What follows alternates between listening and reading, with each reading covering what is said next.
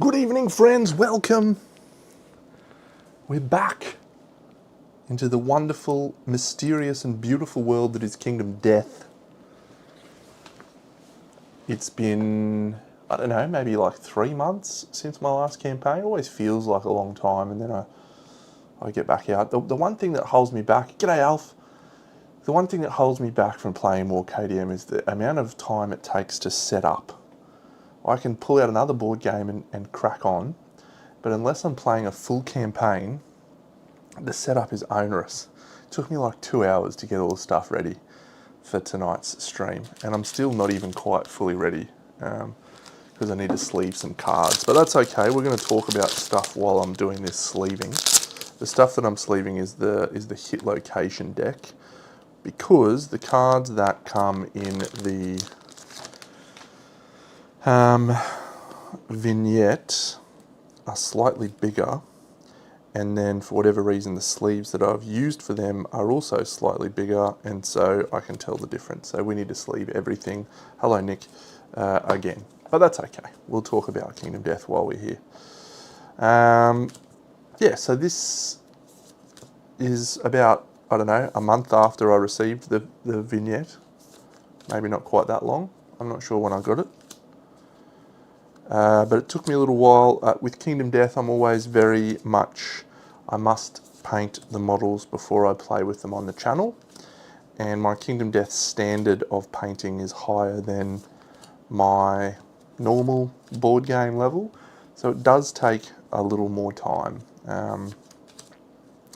So I'll show, I think I've showed a picture of the models. I'll show off the picture of the models again, I guess, that I've painted. They all look pretty cool. I enjoyed painting them. Particularly enjoyed the antelope, Screaming Nukealope guy. He's cool. Yeah, look, and Hendrik, that's a totally valid way to play, and I don't want to diminish anyone's enjoyment of playing the game in whatever way they deem fit. And my entry into this hobby was painting miniatures.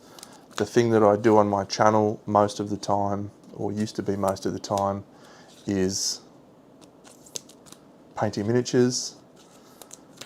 I'm really good at it. It's okay for me to say that because it's not just arrogance, it's actually true. And so yeah, I just wanted to have my commitment to myself that Kingdom Death would be fully painted any time I was on the channel. And I've stuck to that. Doing that has really forced me to paint more models. I've got about 70 Survivor models painted now, which is really cool. I've got about 40 unpainted still sitting there ready to go. But I've made a commitment that every time I get a new box, I will assemble it at the bare minimum and then paint it as soon as I can. That's a very good question, Hendrik, and I think the answer is that both of those statements are true. It's very much dependent on the miniature itself. If I was to look at most Kingdom Death models, I would say that the level of detail is really good. It's just some of the more recent narrative sculpts are maybe a little bit too far. But yeah, I think they're a good balance for anyone learning to paint. I think they're really, the newer models are also bigger, which is nice. So, how do you incorporate a vine? Are you talking about a vine as in a funny video, or are you talking about a vine as in a vine of plant nature?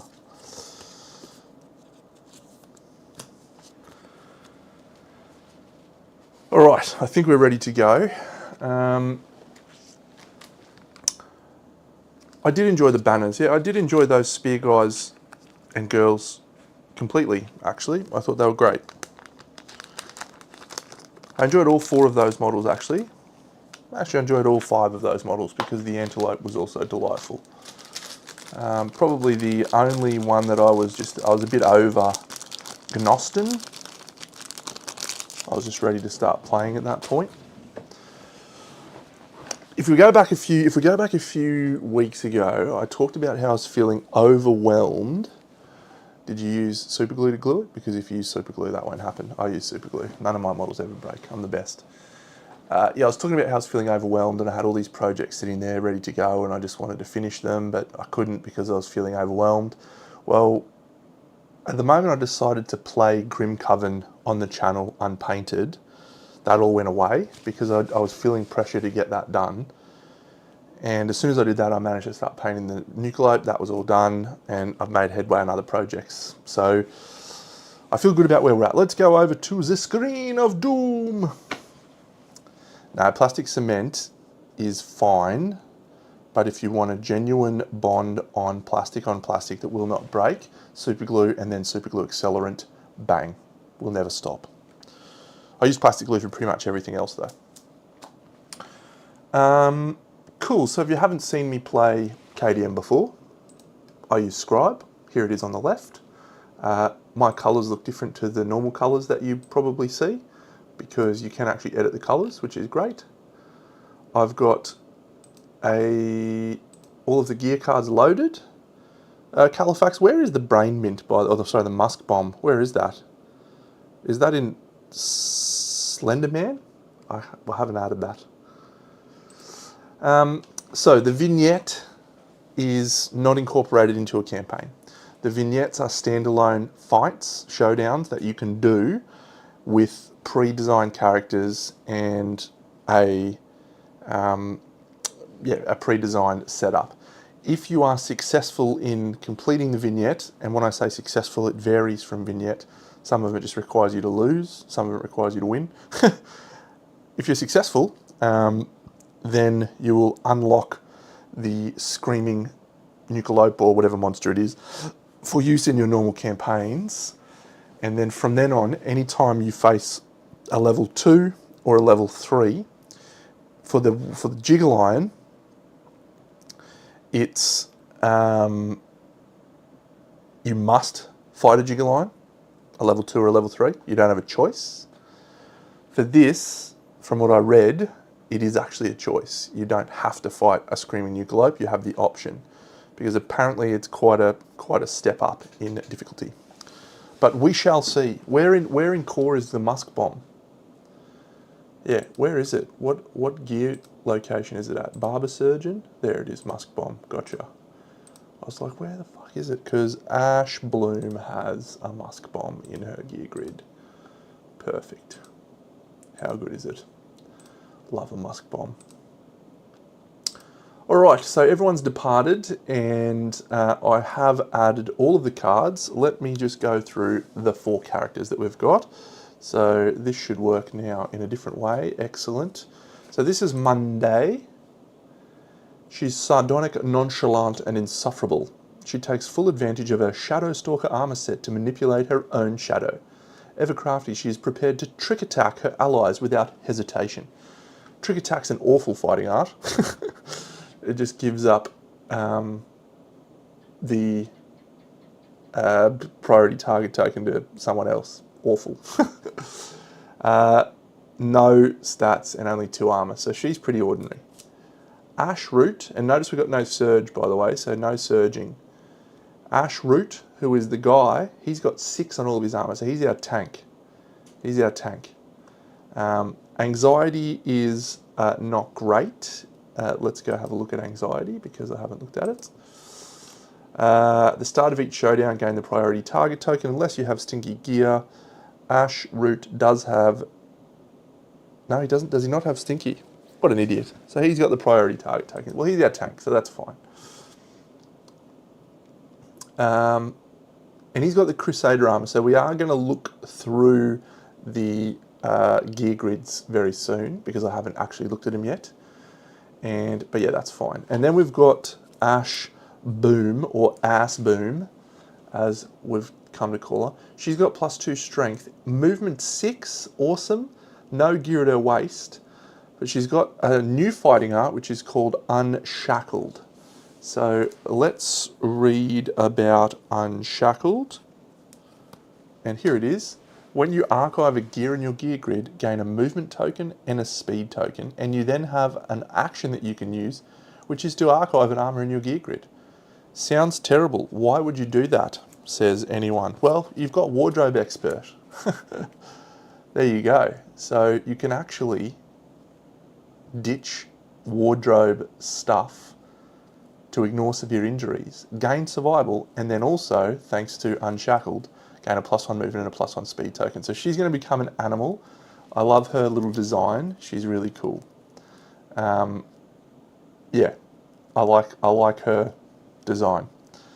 And then the last character we've got is Gnoston Stone Smasher, as he was known in the resin release, the beta release.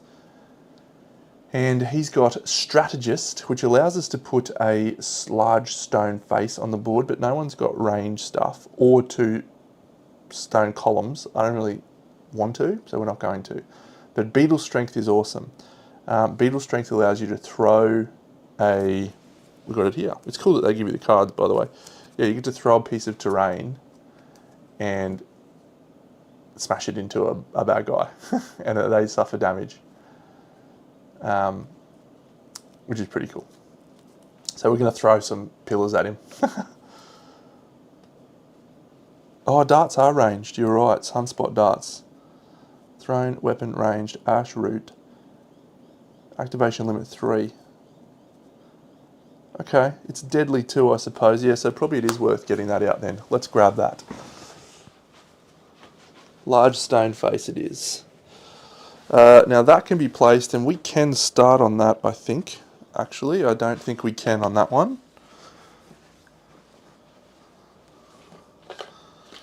Terrain, terrain. I thought I was all ready, and it turns out that I was not. Cool. Alright, giant stone face. Survivors at top. Move on to any space. No, I think we can. We just can't, has to be set up 5 spaces from the board edge. Can't start on it. There you go. So we'll put it like that. So here's our board, by the way. Cool, man. Let's show off the legends. We'll go over to this one because we are going to do some reading. But yeah, I'll just show off the little guys. So that's Ash Root. I think we can zoom in a bit. Ash Root, some nice non-metallic metal there. Ash Boom. I did a good job on my KDM stuff. I'm pretty happy with the level that I do it to. It's not Califax level, but we get by. We get by. Gnoston Stone Smasher. And this one, which, did I do this one on stream? I think I did one of these on stream. Hey, Slicker Drips. Tom, good to have you, mate. It's a wonderful game. And it's a very big rabbit hole. I've actually just started watching your Speakeasy playthrough that you streamed a little while ago, so looking forward to hopefully getting that soon. This is, everyone should go follow Slicker Drips, legend. This is the Vignette of Death. So I have not read the story. I would like to read the story very briefly, but I'll allow everyone to read it, I think, rather than me reading the story. Cover it with a lantern token. Okay, Monday can produce shades. Cool. All right, the Dramatis Personae. Monday, Noston, he hates all of them. Ashbloom, Ashroot's sister, committed to the bit. Ashroot is a dimwit.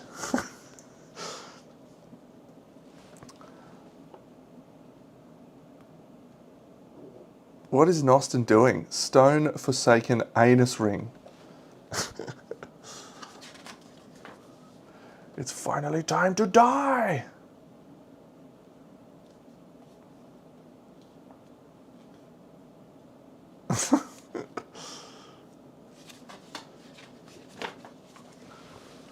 It's a bit risque.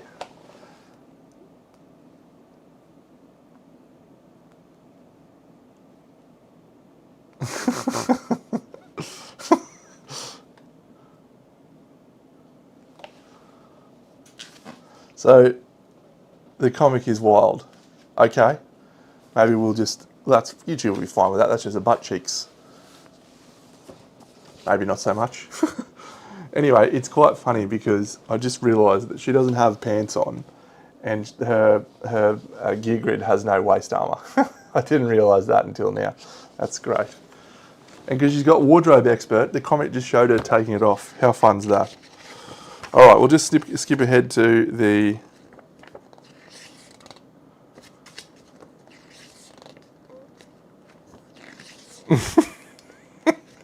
This comic is inappropriate. All right, here we go. So this is the page we need to be at. The air ripples in sickening waves. Ahead, Nostin shambles with grim purpose towards the hoarse braying of the wild beast. His companions follow without hesitation, confident in Nostin's plan. Nostin grips his smasher tight, ready to finally break free. We remove Wailing Slide and Furry Tail from the deck. So those have been done. Then we replace those with 2 new cards, which are called Fishin. There's one. Oh, I wish I kept that. I didn't pull it out. And there's 2. All right. So we'll shuffle that in a second. And then we use the Screaming Nukealope data card. So that should be here. There it is.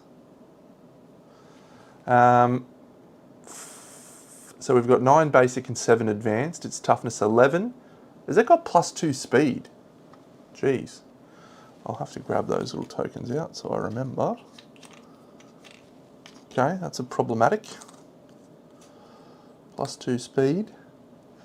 And it's got a token for accuracy. It's got Atomic Vigor Inert, Prehensile Tail Inert, and Critical Mass Inert. Perfect. So that is all set up.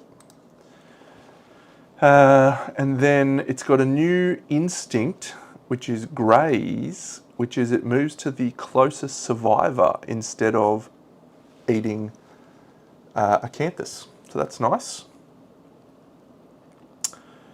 Excellent. Okay, during Showdown setup, Nostin's player records 3 predictions based on an eternity of suffering. Which survivor gains gobbled up first? So we have to try and guess these incorrectly. So I'm going to guess that stand by.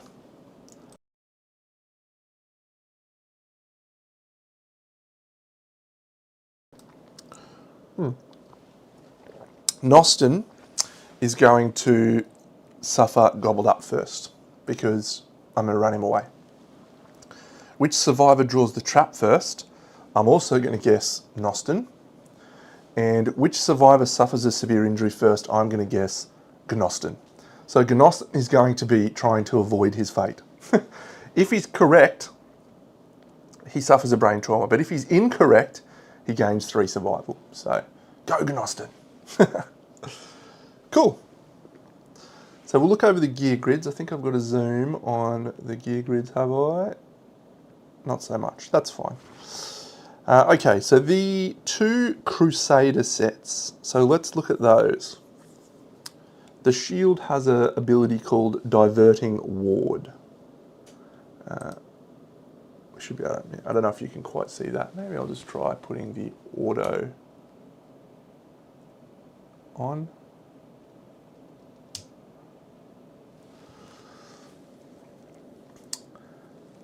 Yeah, Speakeasy looks really good. Looks right up my alley. I've got On Mars over there, and so I think Speakeasy will be really good for me. I don't know if you've played Sweet Lands, but I managed to obtain a copy of that recently, which also seems quite good, quite heavy. Okay, so what does the Crusader Armor do? When you perform Diverting Ward, add +3 to the roll result if the monster moves 6+ spaces before it would collide. Okay, Diverting Ward. If the monster would collide with you during its move action, on a 10 it ends its movement adjacent to you and is knocked down instead. Okay, so you're looking for a 7+ to knock the monster down when it would collide with you. That's pretty cool. When you wound with this, another survivor with no attribute tokens gains a copy of each of your attribute tokens until the end of the round. So what attribute tokens can we get? I don't think we can get any there. The Crusader Armor set bonus, when you roll Diverting Ward, gain a strength token. Okay, there it is. First time you block a hit, knock the monster down each turn, gain a strength token, and you can then wound with the Guide and Lance and give someone else a strength token. Cool. Each of your attribute tokens. Nice. And they've got First Aid Kit, I know. Sunspot Dart, that allows us to gain Deadly. At the start of the monster turn, you may gain 1 survival. You cannot encourage during the round you perform this. So both of the heirlooms can get you bonus stuff. Of course you can. Are they tokens, are they? Yeah, because she's got... yeah, okay, that's not too bad, is it? Ashbloom's got the Wardrobe Expert. And yeah, okay, +1 movement token and speed token, nice. So you can make anyone faster. Interesting. So she can just archive a gear, but if she suffers a severe injury, she can archive it to not suffer a severe injury and still get the benefit. Okay, that's pretty cool. The Phoenix Gauntlet I know, so let's look at the new ones down here. So, if insane, ignore the first hit each round and suffer 1 brain damage instead. He starts with 0 insanity, great. Archive an adjacent obstacle terrain. If the monster was on the terrain, roll 1d10. On a 7+, the monster is knocked down. Savage and Deadly 1. Stone Smasher. He looks like pretty good. When you depart, gain 1 insanity. Oh, if you are on or adjacent to obstacle terrain at the start of your act, gain 3 insanity. Nice. Okay. So Nostin has a few ways to get insanity. We probably want to start him adjacent to that stuff then, don't we? Can I do that? No Surge is quite an interesting challenge. I hate not having Surge. Okay, now the one that I need to try and figure out. So this is the Monday set. So this is a different armor set. Shadow Stalker armor. If you would die while there is a shade minion on the showdown board, heal and erase all permanent injuries, then remove the shade and place yourself in its space. Kick ass. So she's unkillable. How cool is that? When you depart, gain a survival. Spaces in the monster's blind spot and spaces adjacent to obstacles are in darkness. So that everything's in darkness around it. Cool. If you are in darkness and you draw a trap, you may cancel the trap. Oh, that's pretty awesome. But place it back on top of the hit location deck. Okay. You have +6 evasion while in darkness. At the start of your act, if there is no shade minion on the showdown board, add a shade minion to an unoccupied space in darkness. She is awesome. She's awesome. On arrival, gain 1 insanity and 1 survival. So she's going to gain an insanity on arrival.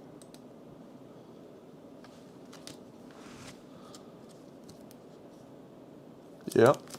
And then Nostin is also going to get an insanity. And why did he get that? When you depart, gain an insanity from the Phoenix Gauntlet. Cool. Alf, I highly recommend Scribe. I think the game prior to... Oh yeah, we've already got max survival, haven't we? Everyone's already got 6 survival, and doesn't. I assumed our survival limit is 6, or is our survival limit 11? Is that what that top thing is? Is it survival limit 11, or is that the Lantern Year? If there's no max, then I will just Okay, cool. Well, in that case, we'll just make our survival limit 50. And then we'll go back in here and we'll go 1, 2, 3 survival. I think that's a good approach. Like, I think if you haven't ever used it, then that was what I did. I recommend that to everyone. Is my first campaign was fully pen and paper, and it's really good to learn all the systems and what have you. But once you've learnt the systems, Scribe just allows you to really focus on the game, you know, and enjoy the game. It's just such a great tool. Monday should be at 10. Why? Oh, because of the stone noses at the start of the showdown.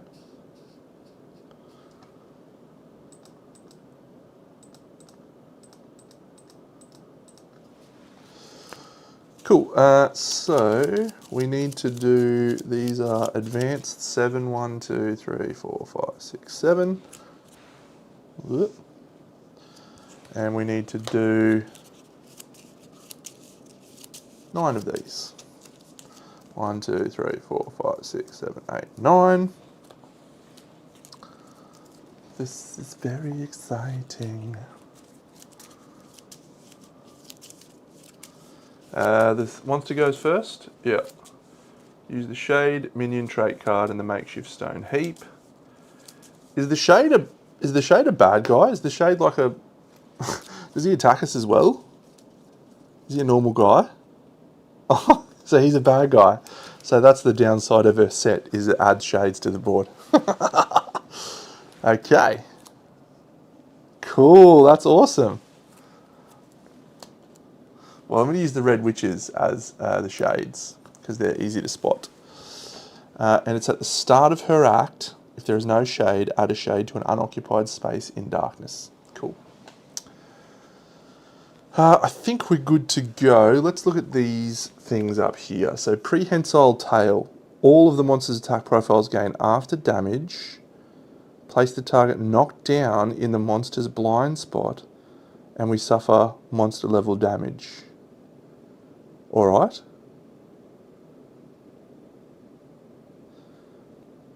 When the monster collides with a survivor, they and all other survivors in the critical zone suffer 2 damage to monster level hit locations. Okay, that's awful. When the monster consumes terrain, or when a survivor gains the gobbled up, randomly flip one of the monster's inert traits to its active side. So that's all very bad. That's all very bad. All of his attack profiles. Terrible. I'll just grab the priority target token, and that is our friend Ashroot. He has the priority target. And cool, so I think we're ready to go. There's our board. There's our vignette set up and ready. Let's crack on, hey? And I noticed that the Nukealope does not have trample. It doesn't have diabolical or trample. So it's not going to be running over us each turn, one assumes. Cool. Alright, here we are. So our first AI card is Stomp. Don't forget to gain survival if you don't plan to encourage. From the Crusader Heirlooms. Start of the monster turn, you may gain 1 survival. You cannot encourage during the round you perform this. Encourage you stand up from knockdown. So yeah, we'll use that both this turn. So they'll both gain a survival.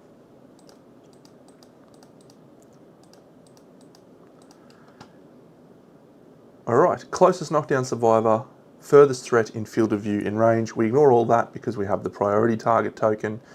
It's going to be a speed 3 attack. Seems unfortunate.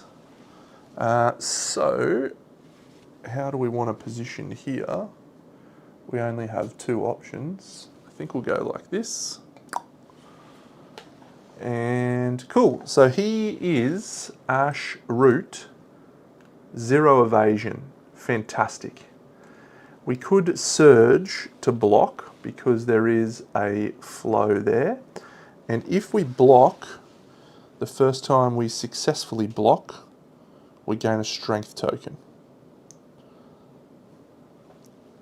Diverting ward.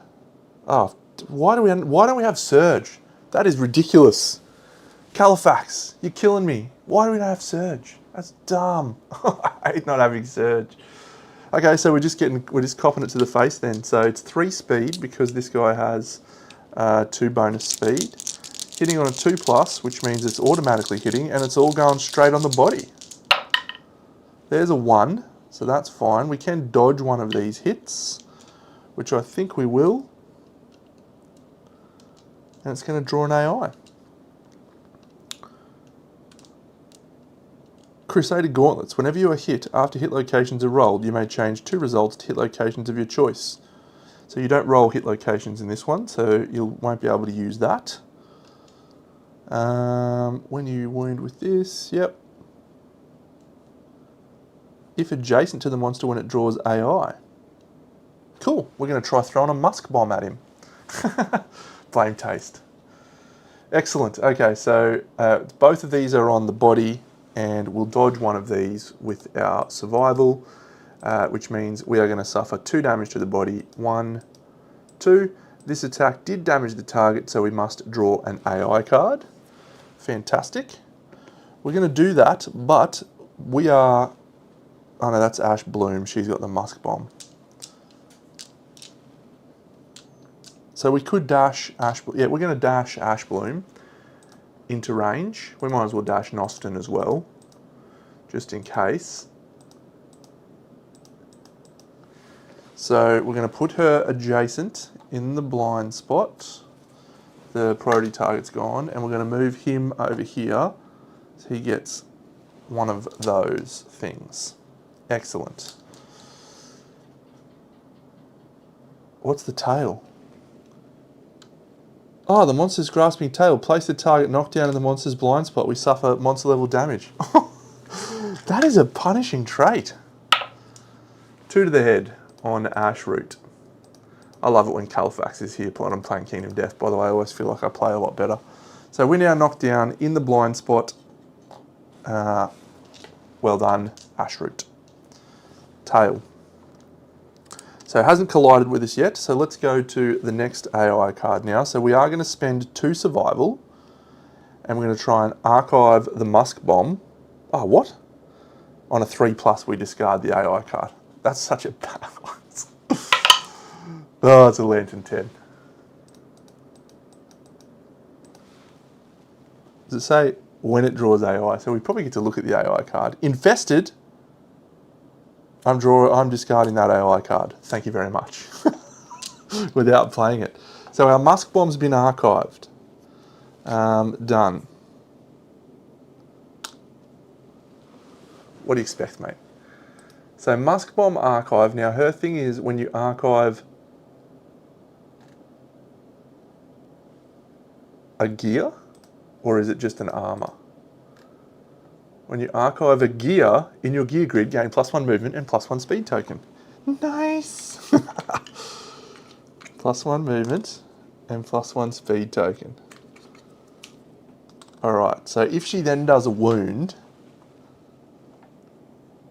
I can give another survivor with no attribute tokens all of those attribute tokens. Seems good. Seems good!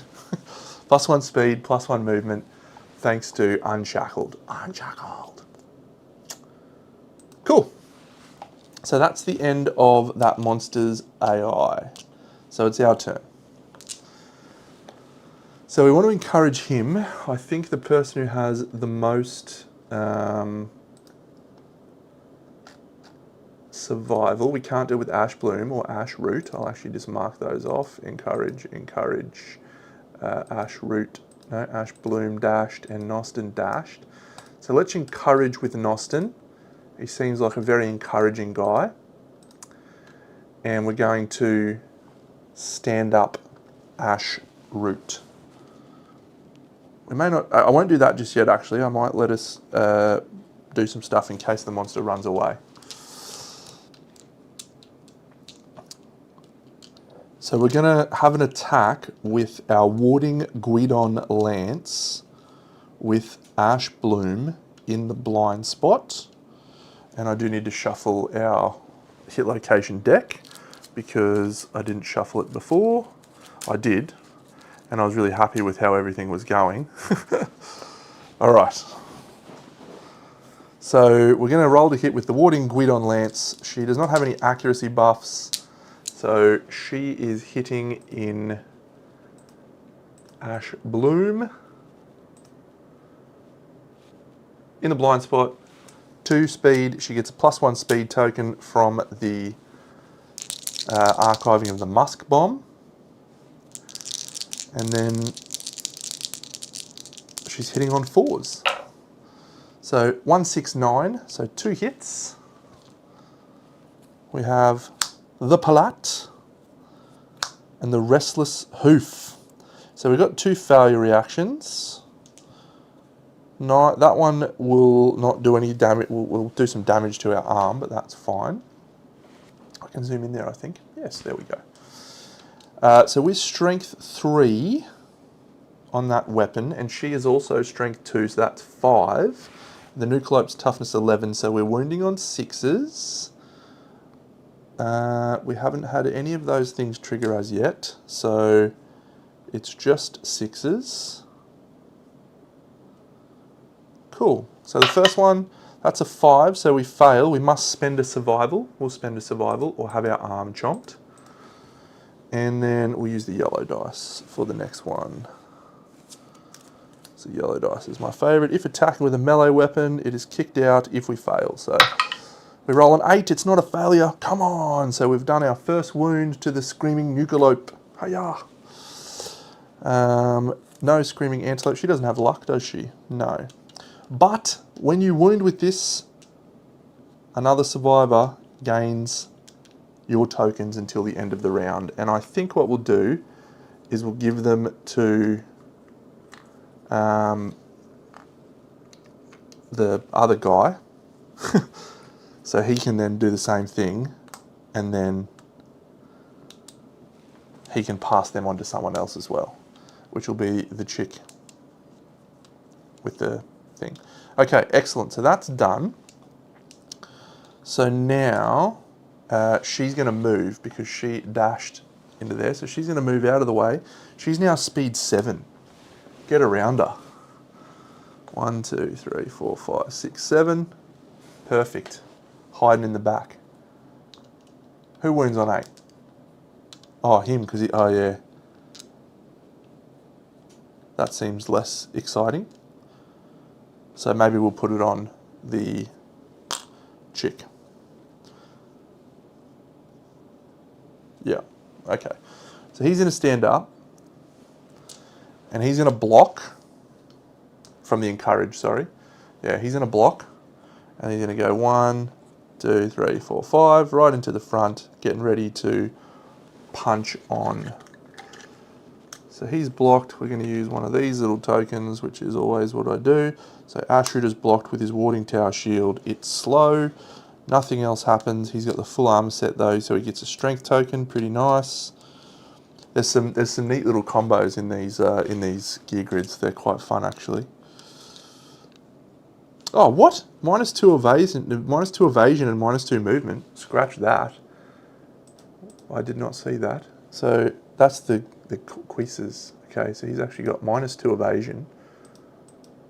And he's got -2 movement. So he's only movement 3. Okay. Well, that's crummy. All right, that's fine. So what he's going to do is he's going to move 1, 2, 3 to there, and he's going to block. So he's still in the same, in the flank. No one else has got any negatives that I can see. Brace. At the start of the monster turn, if you're in range of the monster, you may gain the priority target token. He's awesome. He's so cool. Attack. Excellent. All right, now we're going to do my good mate, Monday. So I probably want to dash with her, don't I? He's done. Monday, she's movement 5. Oh no, she can do some crazy stuff in shadows, can't she? So spaces in the monster's blind spot and spaces adjacent to obstacles are in darkness. at the start of your act, if there's no shadow on the, put a minion in an unoccupied space in darkness. Cool. We're going to go all the way up here because we want that guy as far away from us as possible. Its movement is 4. That's fine. Yeah, excellent. And then she's going to move, and what she can just, you can, if you're in darkness, you can teleport away. Oh, she's awesome. 1, 2, 3, 4, 5, 6. She's movement 6. She's going to dash, spending a survival. And she's going to get herself into the blind spot. And then she's going to attack with her ambush falchion. We can cancel the trap. She's so good. She's got +6 evasion while in darkness. Oh my god, she's awesome. She's the best. So she's going to have a swing with her ambush falchion. It is 4 speed. If there's no shade, add a shade. If you're in darkness, you may spend a movement to put yourself in an then activate a weapon to attack. That's pretty cool. And that weapon's strength 5. She's got no other strength bonuses. That's fine. So 2 hits, including a perfect hit. I don't think we have any perfect hit stuff. So we'll grab out our... If you hit with a club or shield... Oh, it's not a club or shield. So we are going to have to do that reflex, which is run away. That's fine. I think we're going to try a trick attack here. Oh, is it slow? Oh, yeah, if you do the teleport, yeah. But it's not slow normally. Yeah. What's blindside again? If you're in the blind spot, you get something. Glossary. Kingdom, death. Glossary. I know you've probably already typed it by the time I've gone here, but I'm going to look it up anyway. Blindside. When you would wound, all its reflexes become failures. Oh. Oh, that's great stuff. I love this. I love this. So that reflex is not going to happen unless I fail. No, if I wound the first one, all reactions are failures. So, cool. So we're going to do this one. We are not any luck. We're nothing else. Monday's a jet. We can't use trick attack. Yeah, strength 5, so we need a 6 for this. So all of our attacks are 6s for the moment. So that's a 5, so we fail the first one. And we'll switch to this yellow dice because I feel Monday is a yellow chick. And that's a 4. So we fail, so the reflex triggers, which is turn the monster to face away from the attacker and full move forward in a straight line, cancel all hits now out of range. 1, 2, 3, 4, 5, 6. When the monster collides with a survivor, they and all other survivors in the critical zone at the moment of stuff. Nope, so no collision.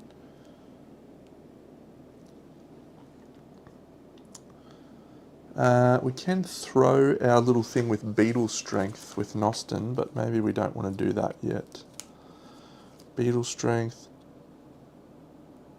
No, so we can't actually hit him at the moment. That's fine. So Nostin's going to go next.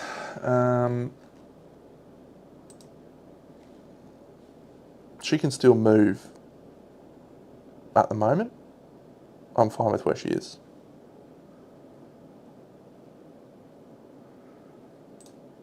So Nostin.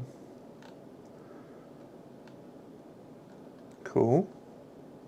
3 insanity because he started adjacent to a piece of terrain.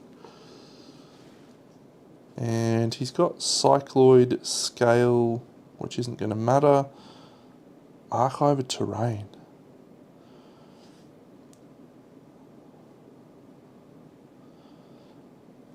So we can excavate and put a makeshift stone heap on the ground and just grab some founding stones maybe.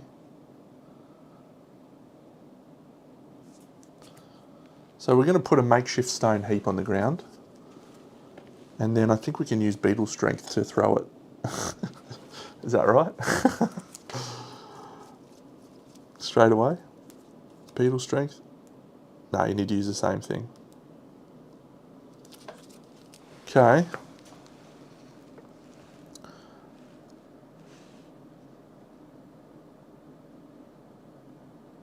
Fine.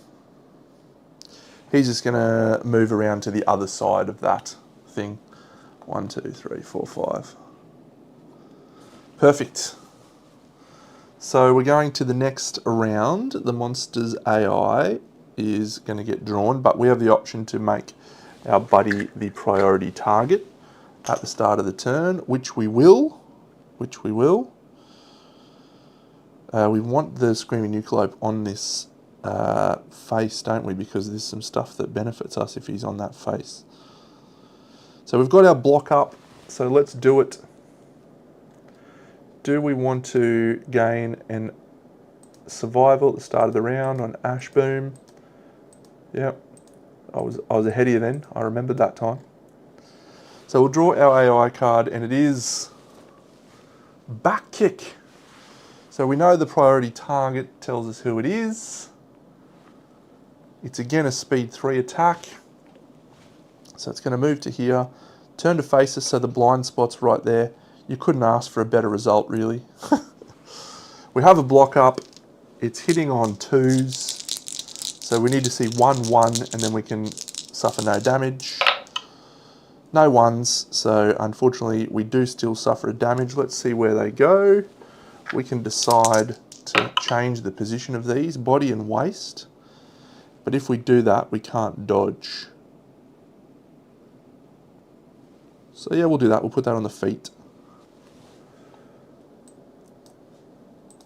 And waist. That's 3 damage each. No, actually, we'll just keep that one on the waist, and then we'll dodge the other one. We've blocked, so we now gain a strength token, which is pretty cool, for Ash Root. So when he gains a strength token, oh yeah, the first time you block a hit or knock the monster down each round, gain a strength token. So we didn't do Diverting Ward. We've braced, so we can't dash this turn. And that's it. After damage tail trait. Well, we're just basically knocked down then, aren't we? Because we're already in the blind spot. And we suffer 2 damage, and that goes to the hands. 1, 2. Yeah, I should really put that over here. Excellent. So that's that round. Our block goes away. Got a strength token now. Glorious. Let's move Monday into the blind and try again with her. What's the Guidon wound on now? 7s. So no, you probably just keep blocking with him, don't you?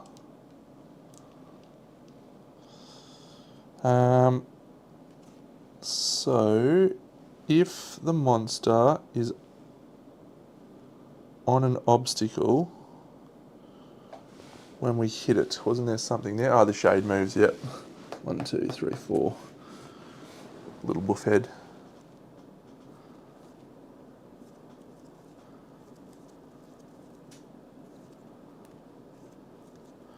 Once per showdown you can do that. Any monster suffers a wound. Nostin. There we go. Archive an adjacent obstacle terrain. If the monster was on it, on a 7+, the monster is knocked down. And then does that also trigger? Okay, so he would have to knock the monster down to get the benefit from the Crusader armor. Okay, we'll encourage with Nostin again. And he's going to gain 3 insanity. 1, 2, 3. And then he's just going to move 1, 2, 3, 4, 5. And Beetle Strength, it stops until it counters another obstacle terrain. Cool. So I might dash. 1, 2, 3, 4, 5. And we'll shove the stone face using Beetle Strength. Any monsters the terrain passes over suffer a wound, and any survivors it cloth. So it's going to pass over him when it moves like this. It's going to hit that and stop and get smashed. So he suffers a wound. And that's it. That's his turn. Beetle Strength done. And this guy's standing up. Let's go our little chick in the blind spot again. She moves. She's only 3 speed this turn because those are not permanent. I need to spend the thing for a dash. That's 2 hits for Monday. Oh. And while she's in the blind spot, she cancels reflex reactions, or if she wounds. Oh no, this reflex is bad. So we definitely want to do a wound here. So we'll try the brown. Come on, wound. Critical wound. We gain a Screaming Antelope and we get a Ruined Horns. Good luck with your Ruined Horns, buddy. Cool, that's a wound. So this is now cancelled. This turns into a failure. Oh yeah, so we still need to wound this one. Very bad. Okay. 6, come on.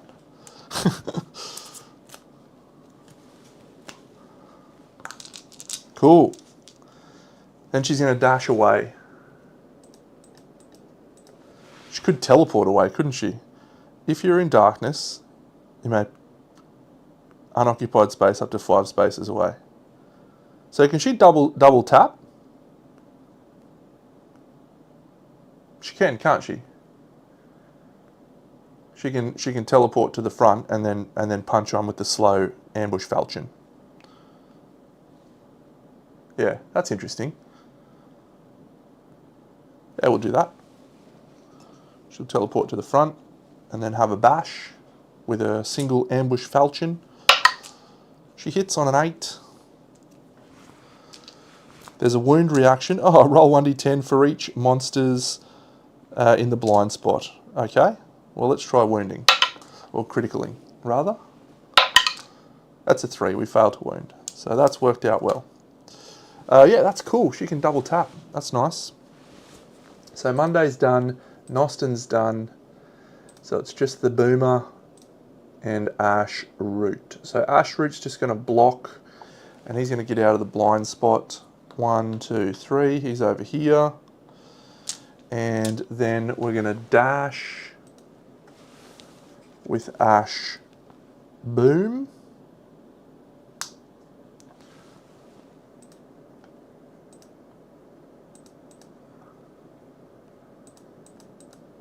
Chuckled. She's great. So she'll just go 1, 2, 3, 4, 5, 6, 7. Are those things got reach? Oh, they do. She doesn't even need to dash. What a legend. She's great. All right, so she'll attack in the blind spot with the Warding Guidon Lance. She hits 3 times on 777s. I should go to the casino. We get the Furry Throat, the Restless Ear, and the... Yeah, that's fine. Still hits on 7s. Because it hits on 5s normally.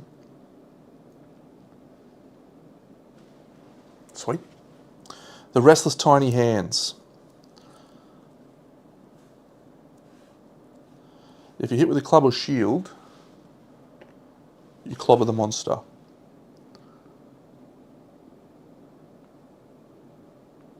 Yep, sweet. Alright. So we'll do it in that order. That's not a club, it's a spear. It's not a shield. So we're just wounding on, she is +2 strength. So she is wounding on 6s. So the furry throat, that's a 9. Does she have a luck? No. So that's a wound, not a critical.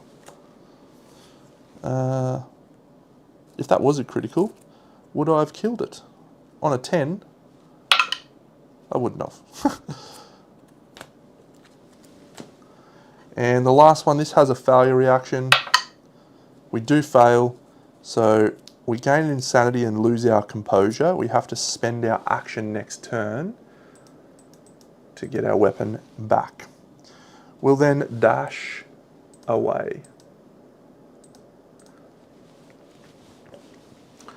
1, 2, 3, 4, 5, 6, 7. She's a maniac, maniac on the floor. Someone else could have gotten her tokens, but she didn't need to do that for now. So that is it for our next turn. The monster's going to go. We're going to gain a survival on Ash Boom and Ash Root.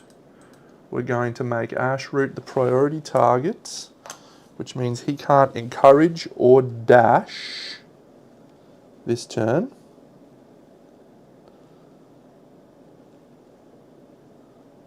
Yep. That's fine. No encourage, no dash. And that's fine. So what's the monster going to do? He's going to flip. Bite. We're going to gain bleed and we're going to be knocked down in the blind spot. That's fine. So we'll go to here.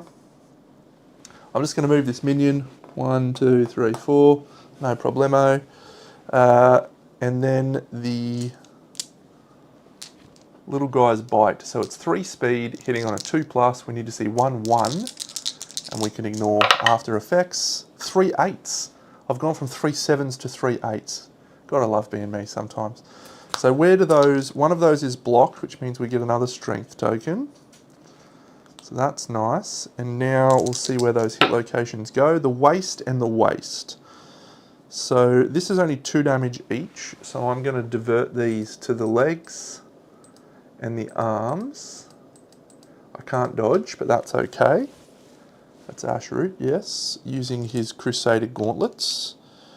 And then he suffers a bleed because of the effect of the card, which I've moved away, which is Bite. And he's also now placed knockdown in the blind spot thanks to the critical tail. There was no ruined horns there, so we don't have to worry about that. Did the ruined horns prevent that infested? No. Man, I need to destroy the hoof. Okay, Gnoston, do you want to do a wound? Do you want to try hitting him with your Stone Smasher or something?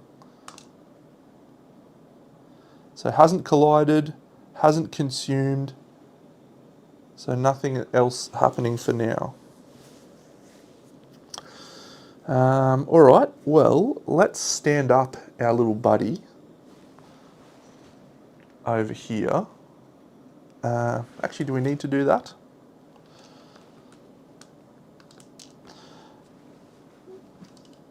Ashbloom's going to have to stand up for now.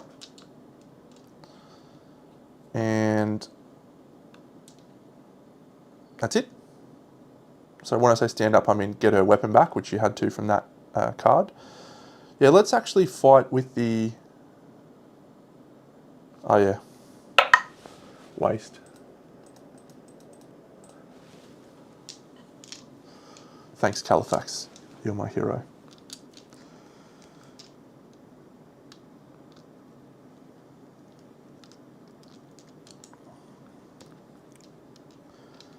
So probably we just go with... I can't afford for this infested. Is that the +4 toughness? No, it just +1 toughness. Yeah, -1 strength. Yeah, that's a bad one. We can't afford to get that one to come out. Stone Smasher is doing a wound on a 2+. So, and he's got Savage and Deadly. So we do probably want to do a hit with him. However, what did I have to predict? He's gobbled up, trap, or severe injury. None of those has happened. Do I want to get him out yet? Probably not.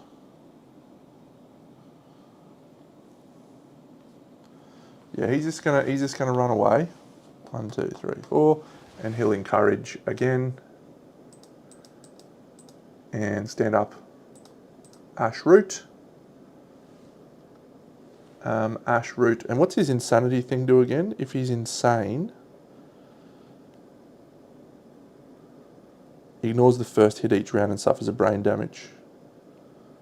Fine. Yeah, so he'll stand up and block. He's fine. We'll just move into the blind spot here. We'll attack with our Ambush Falchion. That is 2 hits, thanks to the blind spot.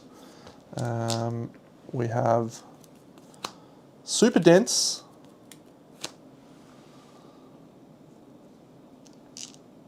Fine, and there's a Crush Spine. We're not hitting with a club or a thingy. These wound on a, I don't remember. Oh, that was a 6. I'm taking a 6. It's a 9. It's a wound anyway. There it is. Super Dense doesn't matter. And then this one, that's a 3, so that's a fail. She can then teleport and attack. If she does so, yeah, she'll teleport and attack into the blind spot with the Ambush Falchion. Sure. Oh. Get in the box, Deno. That's a 6, that's a hit.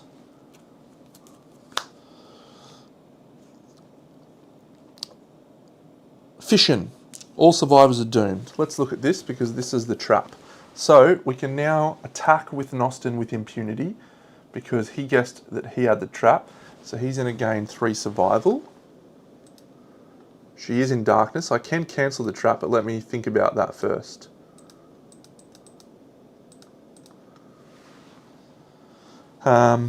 So the monster does not have 3 active traits. If it does not, then full move the monster through the attacker. Okay, so we do have Diverting Ward.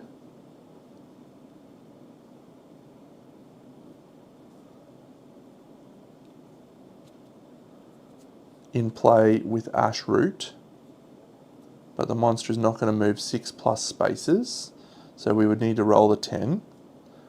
Could still be a good option. Because I can roll a 10. Because with that you get to roll twice and pick the highest. So we're a 1 in 5 chance of that happening.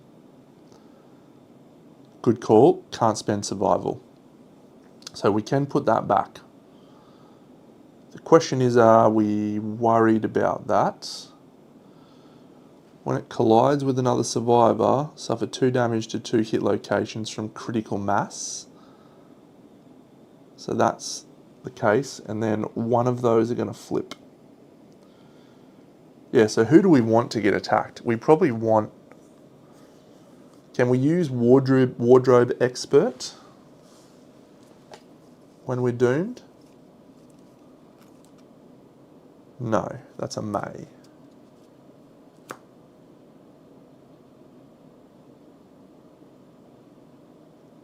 When 2 copies of Fission are drawn during the same attack, perform this instead. All adjacent survivors gain the irradiated impairment and then flip all active traits to their inert side. Okay, so we sort of want to hit him twice with that. Yeah, so we'll use our cancel the trap and put it back on top of the hit location deck. So we know the trap's coming. But that means Nostin is now no longer the one who is going to do that because she drew the trap first. Cool. I think that's our turn anyway. So, the good friend that is Ash Root is going to gain a survival and is going to become the priority target. And we're going to flip this card, which is back kick. He stays right where he is. He does 3 speed attack. We've got our block up. He rolls 3 hits. We block 2 of them. Or we block 1 of them rather. Head and hands. This is 3 damage. 1, 2, 3. And hands will dodge. Actually, we'll do that the other way around. We'll keep the head online as long as possible. And then we are placed, knocked down in his blind spot and suffer 2 damage to the head. Great choice, Deno. You are the man at this. I did do that already, yes. I did do his survival gain. So he's knocked down. He is blocking a hit, so that is his 3rd strength token. It's all happening now. So none of these have occurred. But now we've got to decide who to proc the trap with, don't we? I mean, I'm probably okay with it being Monday. Because if she dies, then she's just going to teleport to the little guy. Speaking of, 1, 2, 3, 4. So we will spend a survival with Ash Bloom to, she can't encourage. We'll spend a survival with Monday to encourage. And Ash Root is going to stand up, move to the side. 1, 2, 3. And yep, that's fine. And then Monday's going to swing in the blind spot with her ambush falchion. Has he gone far enough away? I need to be 3 away. He hasn't gone far enough away. So I'll dash with him as well. He can't do that because he took the priority target token. Okay.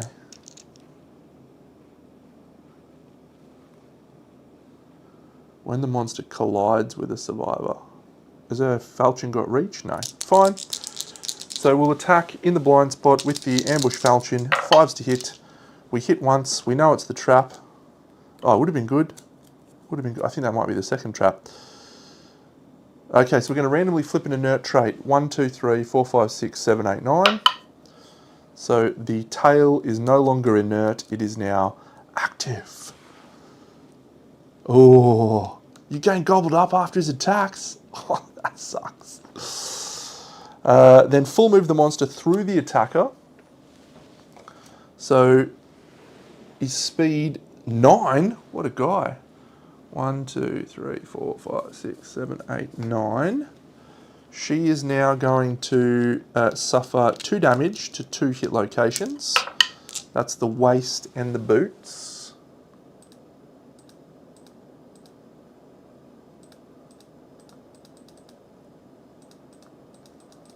She's knocked down, but when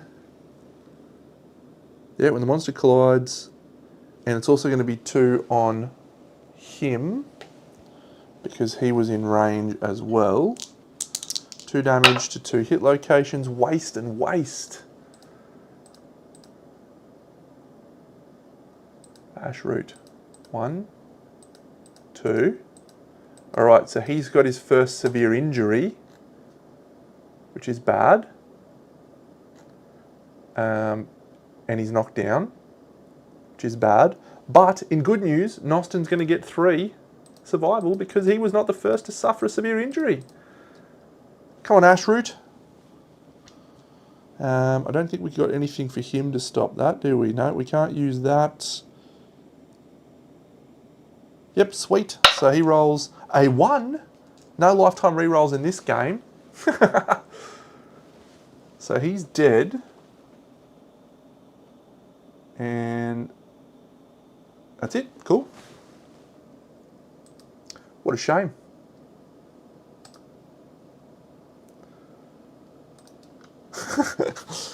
Poor guy. He fought bravely. He did his best. And we're proud of him. We're proud of him. She's knocked down. Do I want to stand her up? Do I want to worry about that shade? I don't really care about that shade. If that shade attacks us and fights us, we'll just use him to be our friend. He'll kill it, come back to life. So I will still encourage with Nostin to stand her up. She hasn't moved yet. So she'll move 1, 2, 3 into darkness. And I think that's it for our turn. Nostin will move around here. He's gaining 3 insanity. 1, 2, 3. We might as well put up one of those things. I don't actually understand what these are for, really. Are they just to try and find a founding stone on a 10? Doesn't seem like a great use of time. If you had dash and surge, maybe worth a dip, but can I roll a 10? No. It doesn't archive. Oh, you archive it. That is an awful use of his time. Trying to get a founding stone.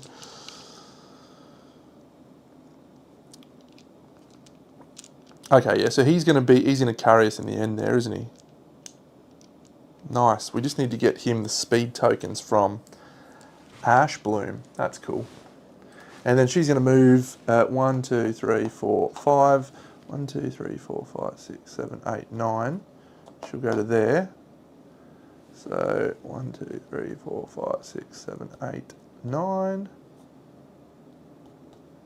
Fine. So that should be fine. We shouldn't suffer any damage. Let's go back over here. Okay. Okay, that's a good point. I didn't think of that.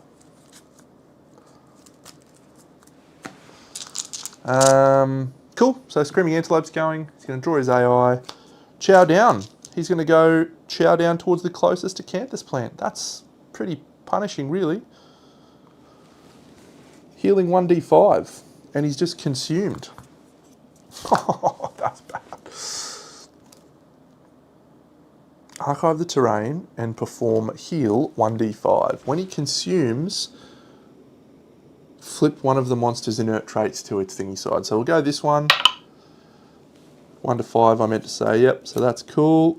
Great stuff. Really enjoy that. And Chowdown's back on top of the deck. How many is he healing? Don't roll Deno dice. Oh. So that top one goes back on the bottom. And that's it. All right, we've got to go chomp him now. Got to sort that out. This guy, 1, 2, 3, 4. What does?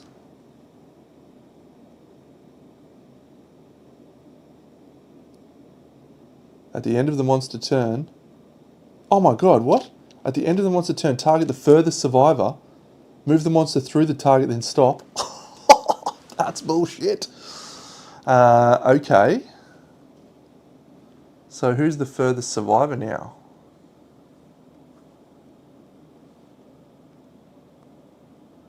So I do actually have a flow here, because when it consumes, that happens in this point, then there's a flow, and then Chowdown goes on top of the deck, and then this will trigger.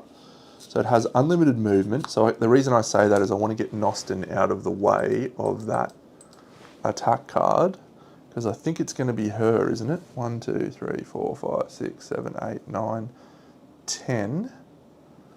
1, 2, 3, 4, 5, 6, 7, 8, 9. Yep, so it's not her. So we move Nostin closer, but out of the way. Yes, I did, because it happens when you consume. So look at the timing, Califax. I've got you here. You're a chump. Consume it, archive the terrain, and perform heal 1d5. When it consumes, it flips one of those to inert. So then, at this flow, I have that information. Chump. Yes! I love it when Califax is wrong and I'm the best. Let's move Nostin 1, 2, 3 to there. No, that's a dumb spot. 1, 2, 3, 4. So this guy's going to attack Nostin. He's there. 1, 2, 3. Great. He's out of range. So that little minion is going to attack Nostin. It's 2 speed. It's hitting on a 6+. That's a 7 and a 2. Nostin will... What damage is it? 2 damage? He's not going to do anything. 2 damage to Nostin's head. Cool. Does that have bleed? Oh, bleed too. Stupid little guys. So now this guy moves through her, collides with her.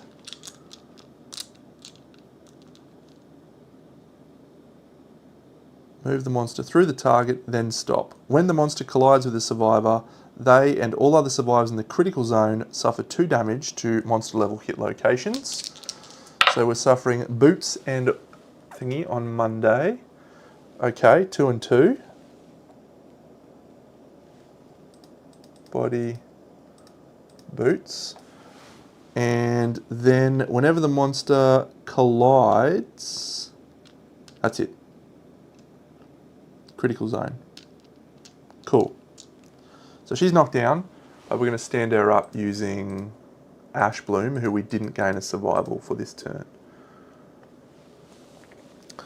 So she's standing up, she's in the blind spot, she's ready to swing. Nostin is going to be not in range this turn, so that's fine.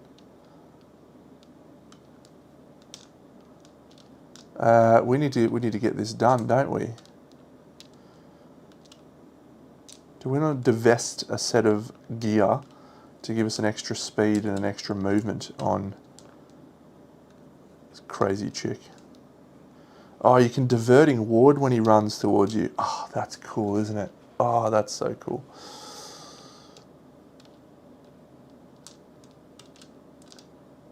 But you don't get to double it. Only Ash Root's the guy who gets to do the 2 dice roll.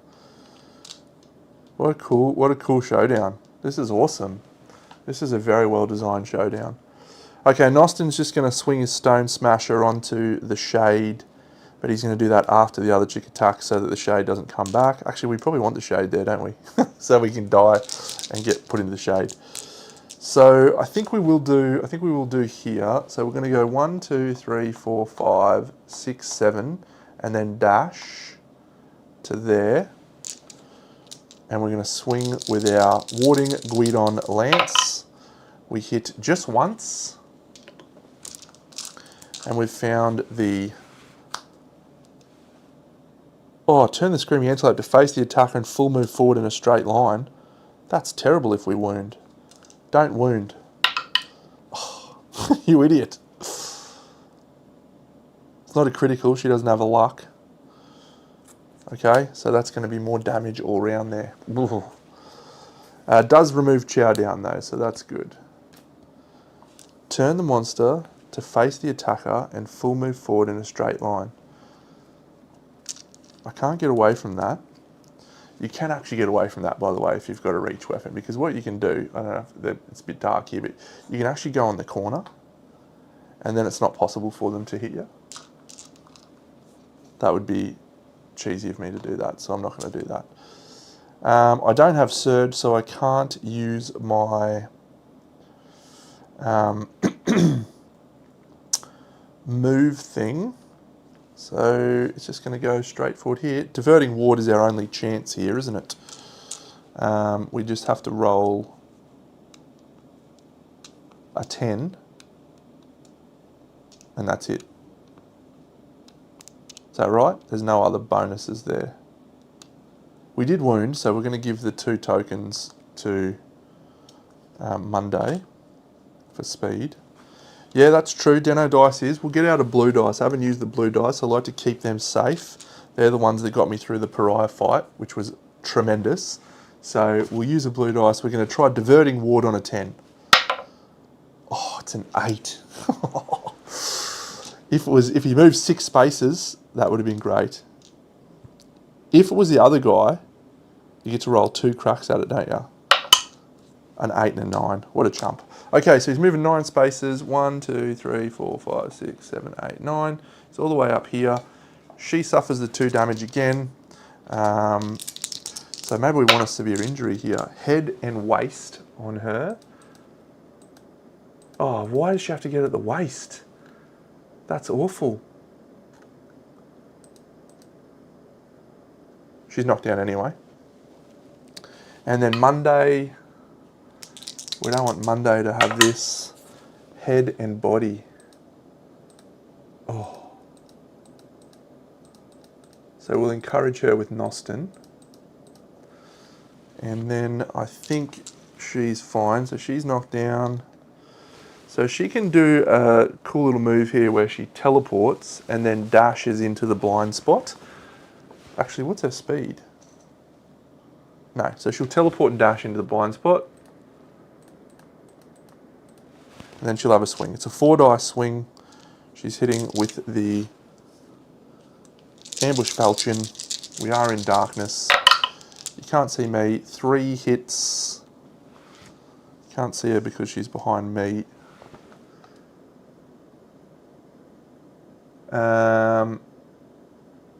Yep, she did.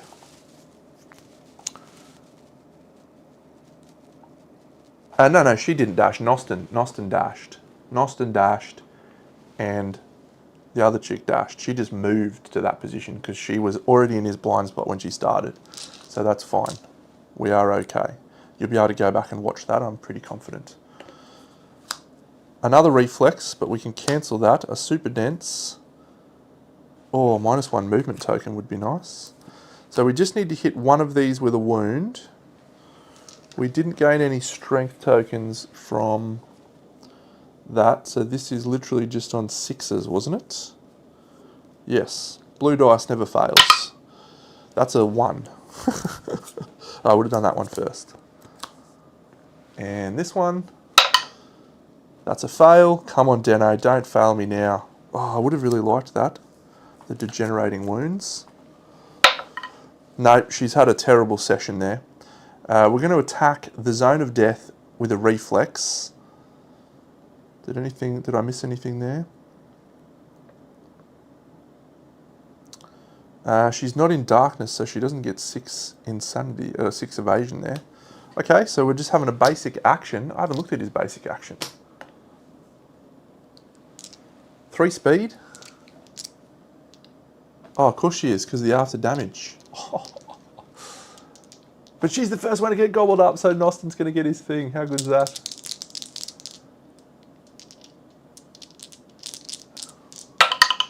Uh, 223.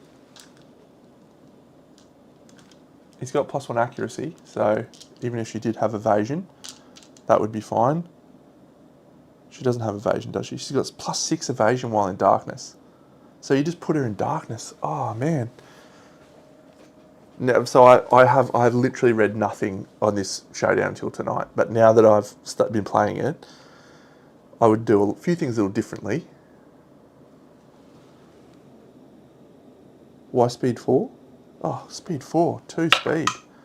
4 hits. Excellent. 1 damage each. But yeah, I would do things a lot differently because there's lots of cool little combos there. All right, waste, 1 damage. Waste, 1 damage. Boots, severe injury. Body, severe injury. So we'll do the boots, severe injury first, which is a lantern 10. So she gains a bleeding token. And then the body severe injury is an 8. Probably just a bleeding token. Broken rib, -1 permanent speed, bleeding token. Actually, 10 doesn't get you a bleeding token. So -1 permanent speed. That's suboptimal. No death. She gets knocked down from the waist. So that's her turn. So I guess Nostin just attacks the little shade, does he? No. Gets him a survival.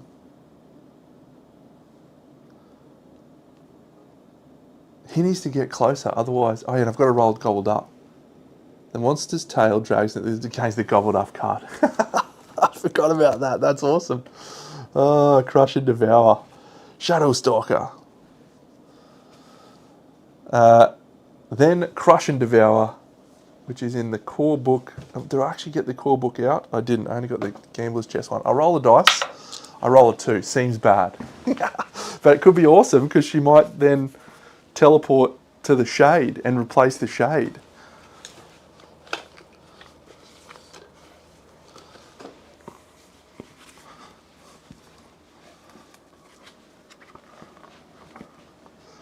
Oh yeah, 3 traits are now active. That seems bad. Because gobbled up. This is a cool showdown. Crush and devour. Swallowed whole. You are dead. The monster happily digests you, heals a wound, and gains a speed token. Before we do that though, what happens when she dies? If you would die, you meld into shadow, heal and erase all permanent injuries, then remove the shade, limit once per lantern year. So we teleport back to where this guy is. We do not suffer a broken rib. And that's it. But then he gains a speed token and he heals again. Which goes on the bottom.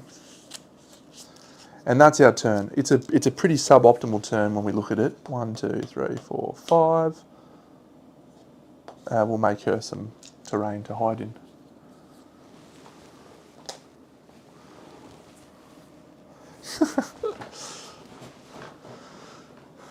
Cool. So that's the end of our, well, his turn, our turn, I guess. So now he's going to go. And we'll just draw an AI card. Ram, the furthest threat in range. That is Ash Bloom. So we'll do that. Add +1 damage to this attack for every space the monster moved towards the target. What? Is that 2 AI? Those trait cards are terrible. We need to draw the trap now. We need to get the trap going, don't we? So we can... That's terrible.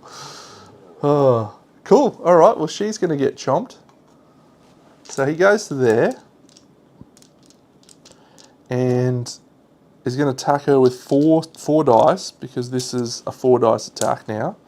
And this moved 1, 2, 3, 6 spaces. So these are damage 7. 2 2s. Did she have any evasion? No. So we can get rid of some stuff though, can't we? This could be the ticket. This could be the ticket. Throw off your armor. So where do these 4 go? Body, waist, boots, and head. Head. Knockdown. I'm going to use my wardrobe expert thing. Oh, gobbled up again.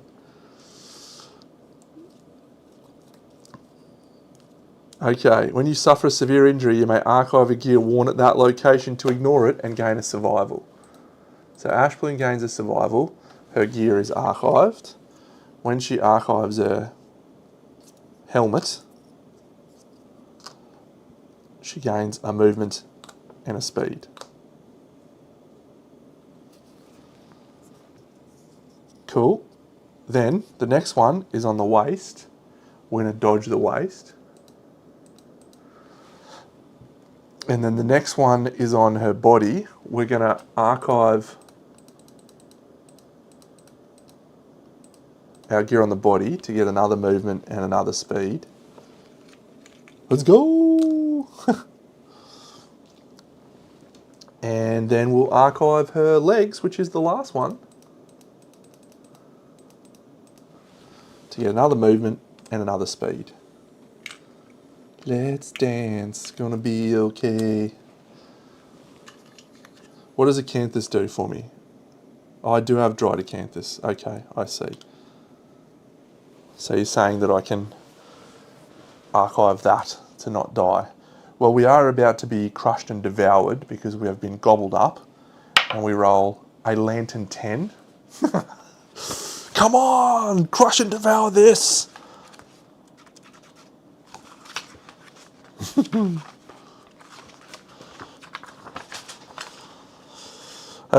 With a burst of ferocity, you fight back.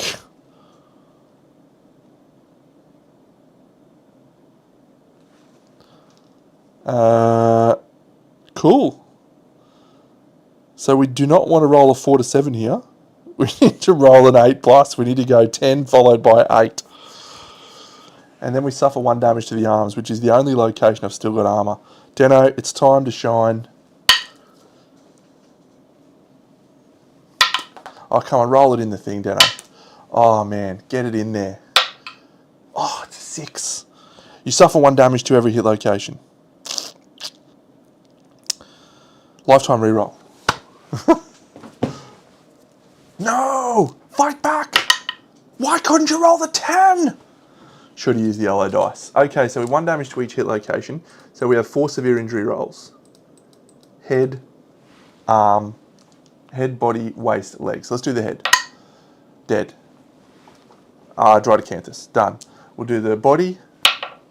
A 3. 2 bleeding tokens. We'll do the waist. That's a 4. That's intestinal prolapse, I think. Waist. Intestinal prolapse. Again, a bleeding token. You can't wear waist armour. Goodness me. How unfortunate for her. And the legs, so she might get out of this alive. She rolls a 4 on the legs. A dismembered leg. Suffer -2 permanent movement. That doesn't affect us at all. We're survived. But we are still inside his guzzer. So that's not great. Now, he's drawing a second AI card. Cool. I hate that. There's a mood at the start of any turn. He does a thing. And then he's going to do this bad boy.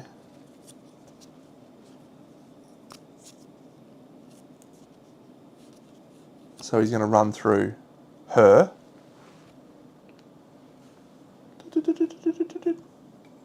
Smashes that. I think I probably could have placed that better.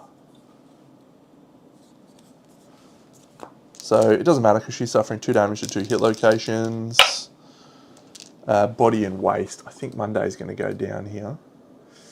Yep, Monday's in trouble. So her severe injury is a 2. She's dead. Unlucky Monday. Dead. Okay. So now what we need, the only way we can get her out. Oh, you do too. She's cool. Wardrobe expert is actually doing some work in this situation, but unshackled is the one that's doing the work.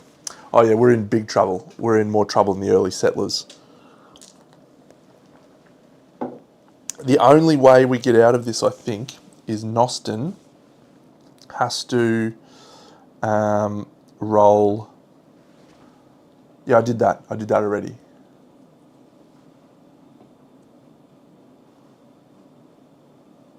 That's why I ran through her.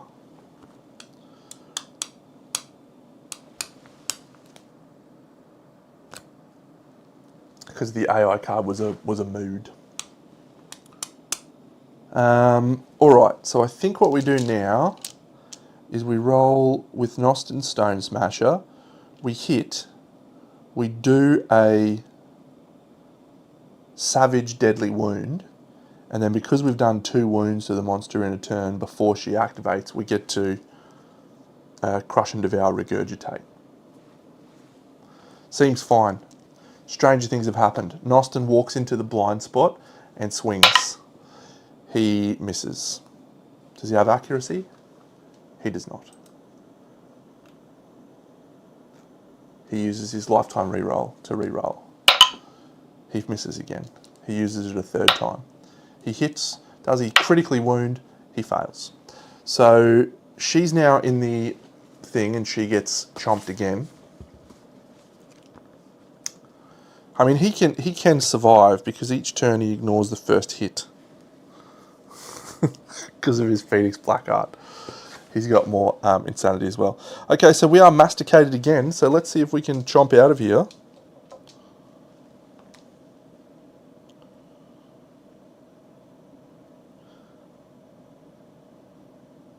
great. So we just need to roll 7, 8, 9, 10. We'll start with a 2, and we're dead. And I think we'll call it there. That's a cool showdown. I like that a lot. What would I do differently? So yeah, if now that I've read the cards, we still succeed, by the way. We do the last explosion. Yeah, now that I've read the cards, I think mostly for the most part I was doing okay with the 2 Crusaders, who are very fun, by the way. But I think I think maybe Nostin needs to be involved early. I don't think you can afford to sideline him for the whole thing, and you just basically hope hope that the inescapable fate stuff goes your way, because he's got savage and deadly on his weapon. If you can get some, is there any way to get accuracy buffs here? I don't think so. This is one of my frustrations with these things, is with these vignettes. They don't do the things that I do in the normal game. They don't give me the things that I do to make sure I succeed. I think that is definitely a harder showdown than the Killennium. I love the gear. I love the way they do the gear grids in this game. I think it's just awesome to have them, combine gear grids in such an interesting way. You see stuff like Wardrobe Expert's just a shit fighting art. It's awful. But in this one, it's great. Yeah, I would believe that. I would believe that. It's not... How'd we go? We still had... He healed a couple of times, so... Yeah, he was about halfway gone. But I think the key is not letting him gobble anything up. Not letting him flip at those cards to active. And you can't avoid that because you need the trap, right? The trap just triggers it straight away, which is cool. What's super criticality do? Don't spoil it for yourself, friends.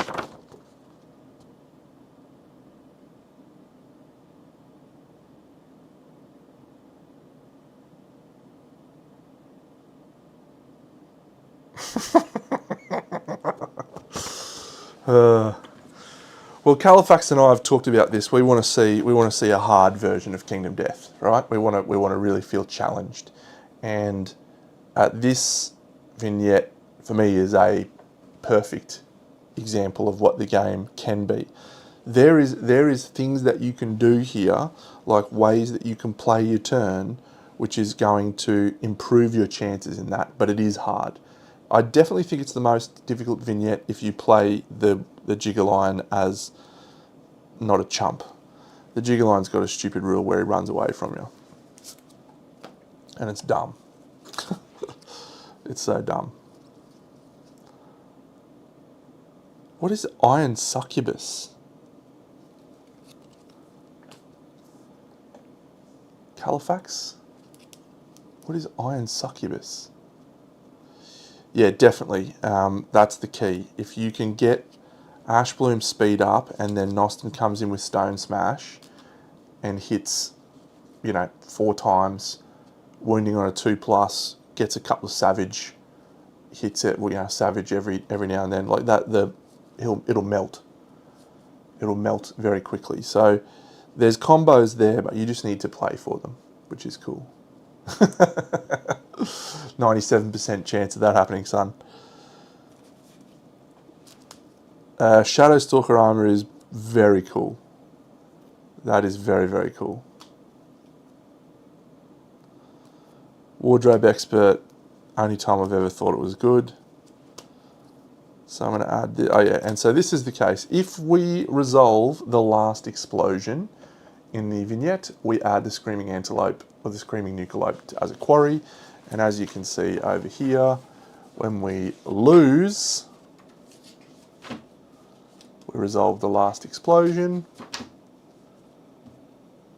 defeat the last explosion. So we actually unlock the Screaming Nukealope. You don't need to win that to get it. What do you get if you win it? If all survivors are alive, do you get anything out of that?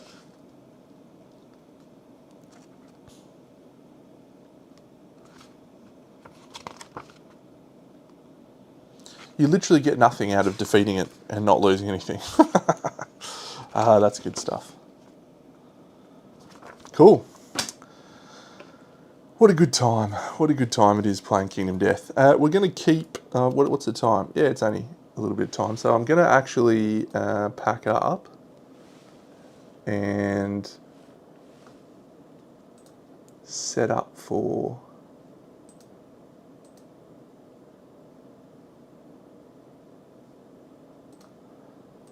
my next playthrough.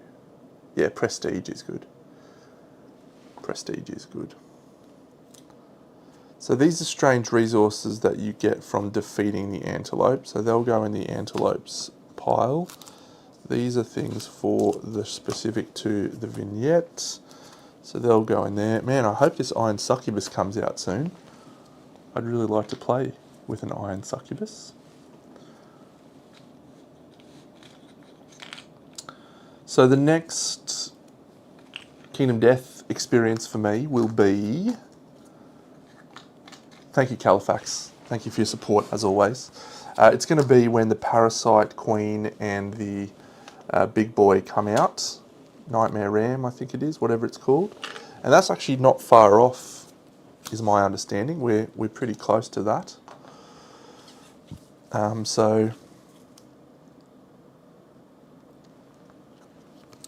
put that in there as well. That's terrain cards.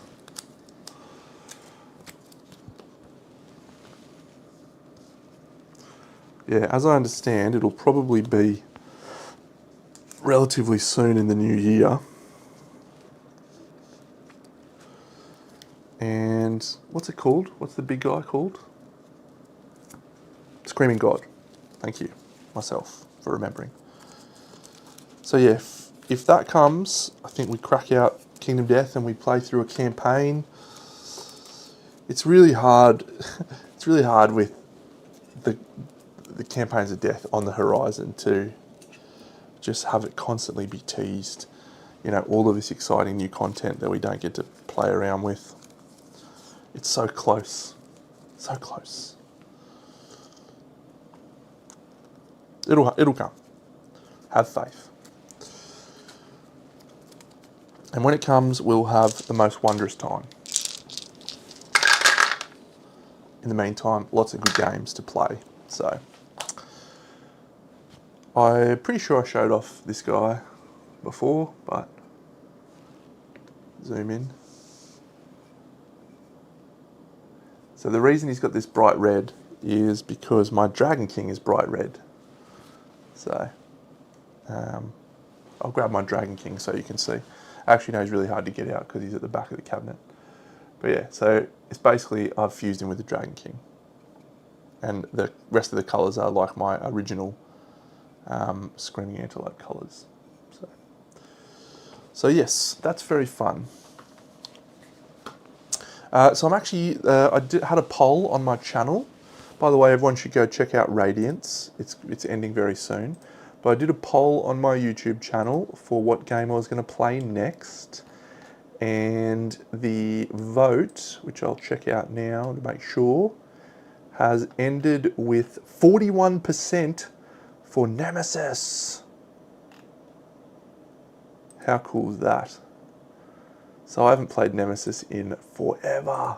That's going to be sick. So I'm actually going to play, I'm going to set up for Nemesis now, is my plan. Set up, at least, a little bit.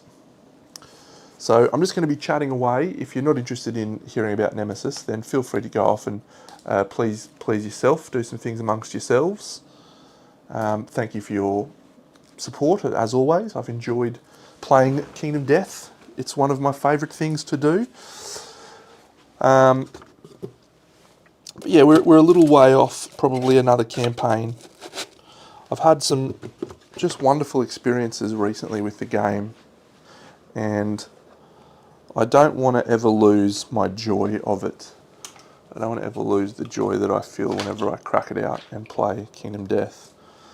So I like to mix it up and spread out a little when I play campaigns. And it's been pretty reasonably balanced for me the last few years. I usually play a couple of campaigns a year. When Gambler's Chest came out, it was like 5 campaigns. But anytime new content comes out, that's when we sit down and play and have a wonderful time.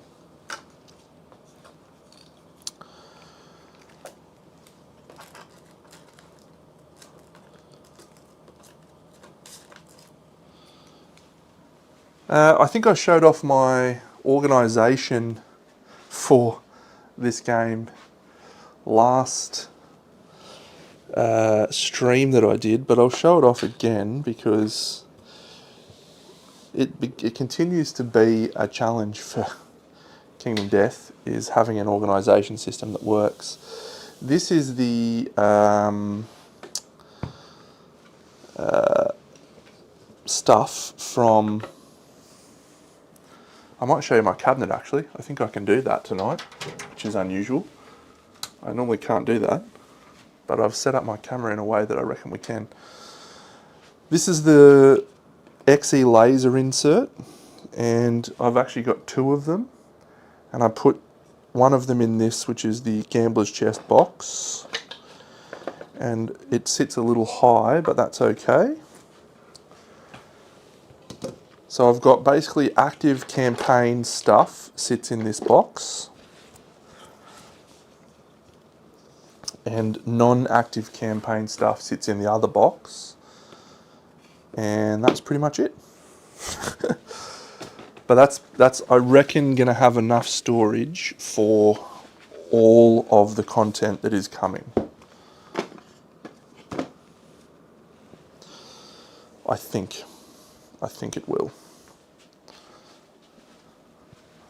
How about I show you my cabinet? So I'll have to fiddle with camera settings a little bit, but this should work in a second.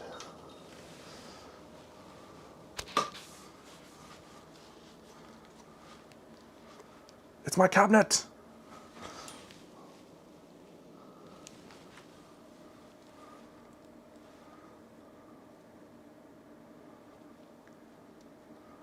If I put on autofocus, so this is the cabinet of toys. So this shelf is obviously all of my, hang on a second, I've got to go around here so I can get a bit closer. Yeah, so this cabinet, this is all of the monsters on this shelf.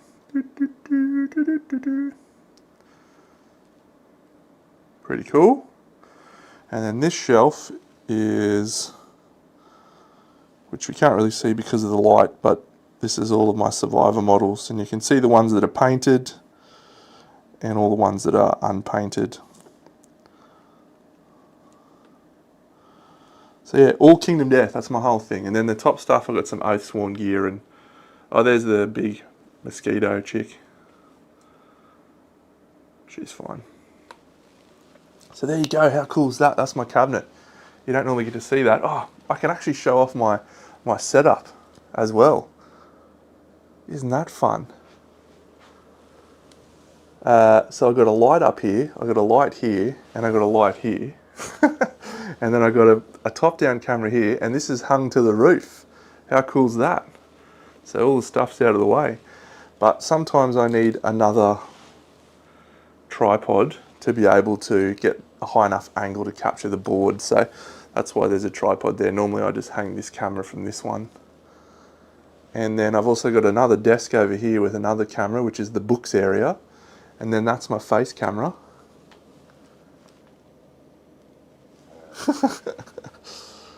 And here's my shelf of all my games. It's a big shelf, there's lots of cool games. And then over there's my toy soldier painting area, which you can't see because it's way too dark. But I'll put this back now. we've had enough time looking at my hobby room.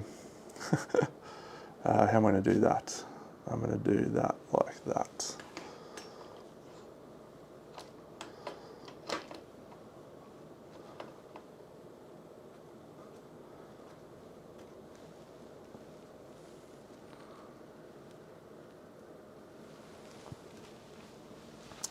Cool. All right, so I just need to pack this one.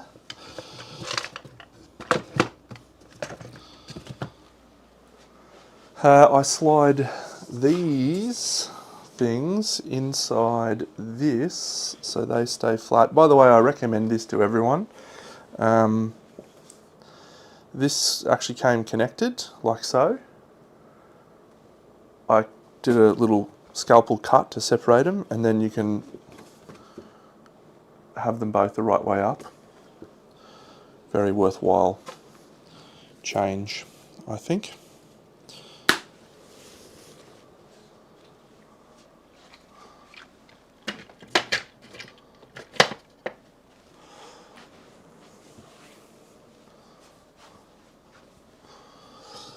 The Screaming Nukealope.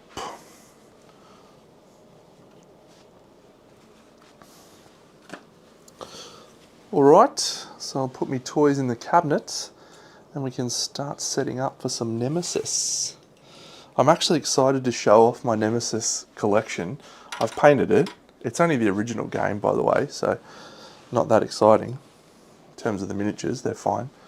But I bought... I have not played the game since I bought this little organizer. I love organizers, right? I spend probably more money than I should on game organizers because they just make the experience of setting up a lot more enjoyable, and also condenses the space, because even though it looks like I've got a lot of space, space runs out very quickly, as I'm sure you all know. So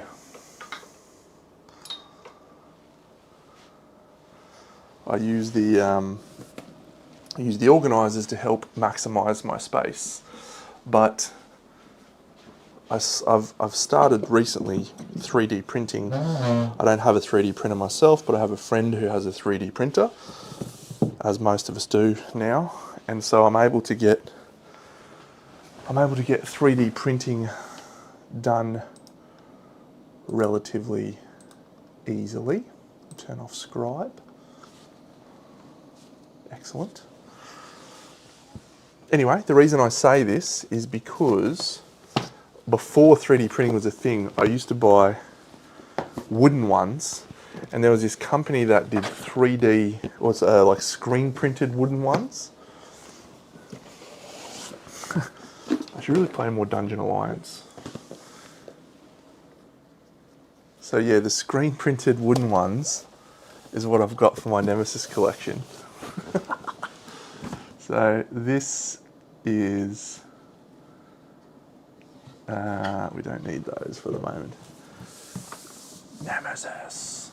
We'll turn off scribe and we'll turn off that one.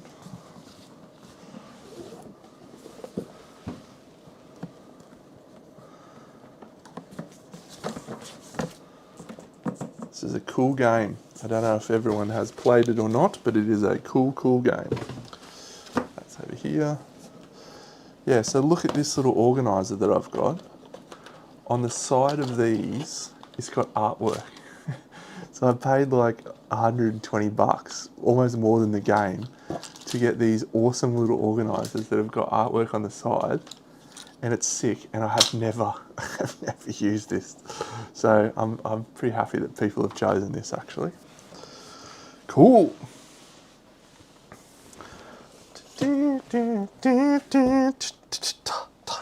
Rock the Casbah. Yeah, I think it's worth it. I'm very happy with it. I doubt my girlfriend would be that impressed.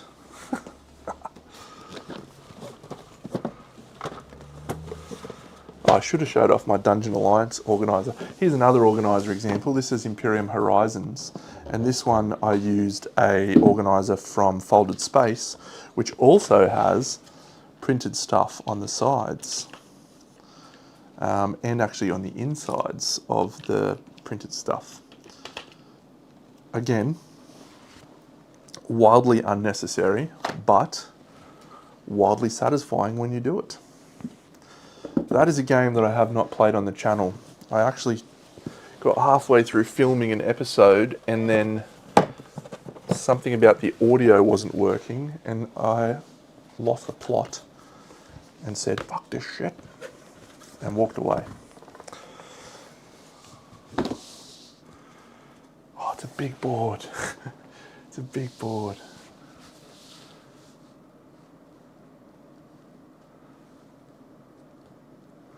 Okay, so we really need to get the board closer to me. We'll put my face down a bit in size. No one needs to see my melon that big.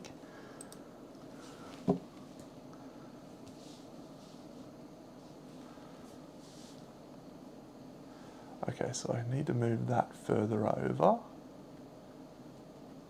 Yeah, fine. So we can do that. So that should be sufficient, which is good. I just really want to play more Grim Coven. I do, but I can't at the moment. I would like to get a playmat for most games. Most games would love a playmat for. See, look at this, look at the intruder boards. Look at that, it's got stuff on the side, it's so good. All right. I need to add, see, this is a deluxe edition.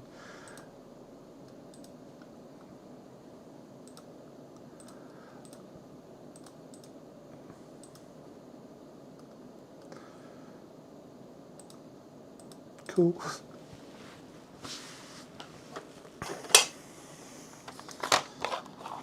And I've got all my little guys are all painted as well, which is cool.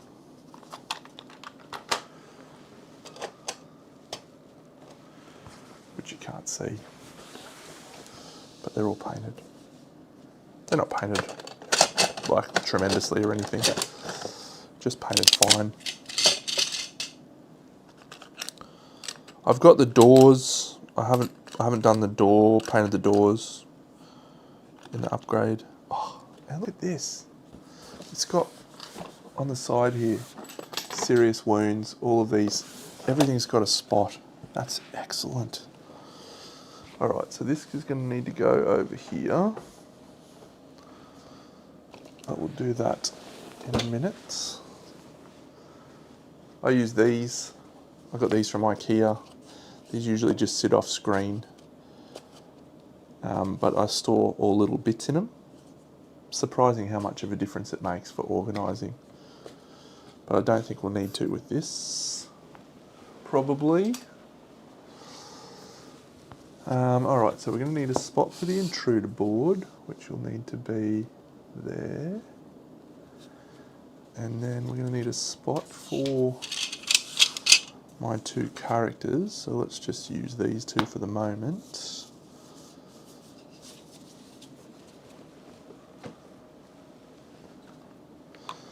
It's going to be full co-op, so I don't think we need these at all. So I'll put them over here.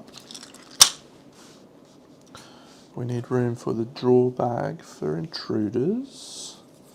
That doesn't need a spot for the moment. That doesn't need to be anywhere. This, oh, that's nice. Look at that. You can just have that sitting there. Oh, that's cool. Boop, boop. So we don't actually need these. Someone just gave a love heart in the chat. I don't know how that happened. G'day, Dom. If that was Dom, thanks for the love heart, mate. I send you one back.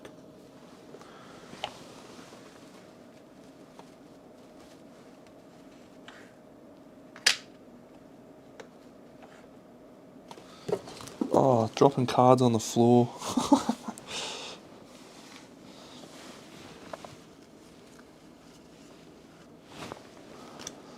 Soldier. Rush, the trait.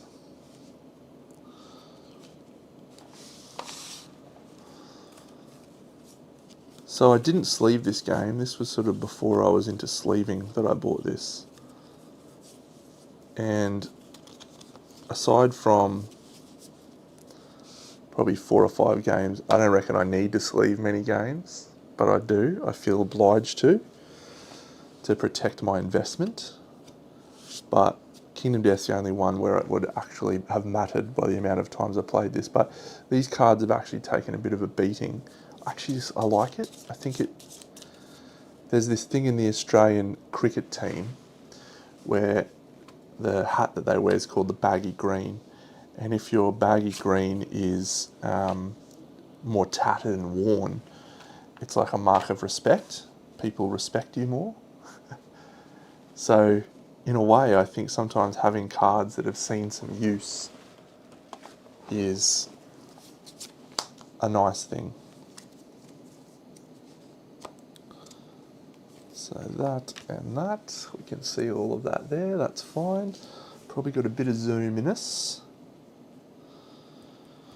I'm just trying to think what other stuff needs to be on display. You need to have the 3 weaknesses. What else do we need? We need the item cards, but I'll probably put those here in this. And the help cards, the contamination cards, the event deck, yeah, so we need a spot for the event deck and the wound cards and stuff. Okay, well that'll be alright. And then all the monsters I can just have up the top here. So I might now just zoom in the camera slightly. When the camera's zoomed in, we get a much cleaner picture. So I'll just try to make sure we've got enough space for everything. Ooh, looks good, man. Looks good. And this can go across here, the intruder board with the intruder weaknesses, and then I'll put all my item cards and stuff in there. And then these can go up here, and then the enemies can go up there as well. Cool. Now all I've got to do is remember how to play. Read the rules some more.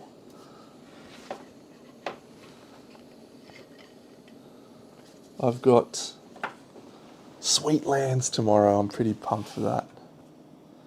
Pretty pumped. I'm not missing anything here, am I? I've got everything that I need for this thing. We don't have the intruder player actions. We don't need them. Those cards are all for nothing. The serious wound pile. So that's needed. But that can sit off to the side. I'm sure I've talked about these before, but I bought these from Officeworks. Especially when you're filming games and stuff, just having all of that organised, cards in rows, little chits in containers, it actually just makes a big difference. All right, the event deck.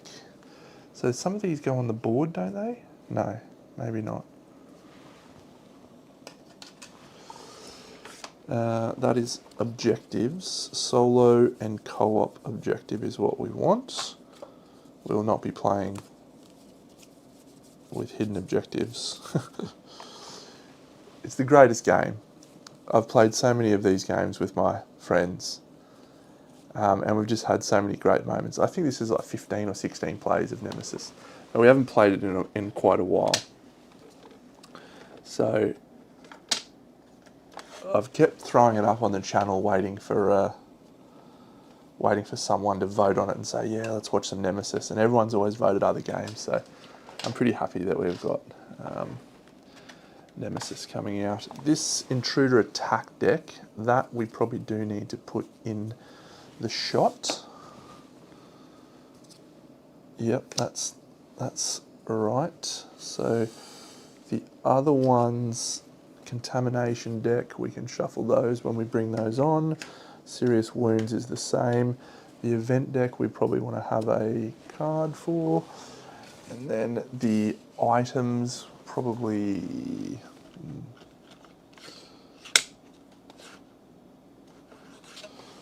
Alright, you are player 1.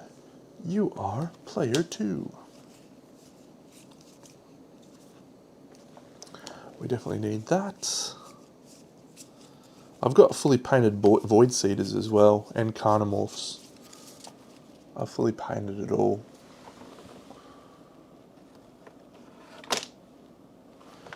Green items, everything else in there. What are those little things? That's the Intruder weaknesses, so we need those. This stupid thing. The coordinates card.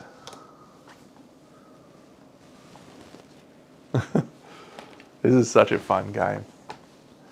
So that board, we'll probably need to lighten it up a bit because it's pretty hard to see at the moment.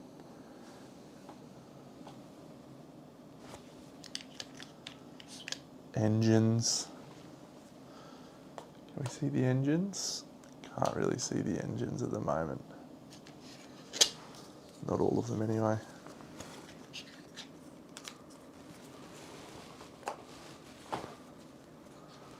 I'm going to have to live stream this. I don't think I can record this.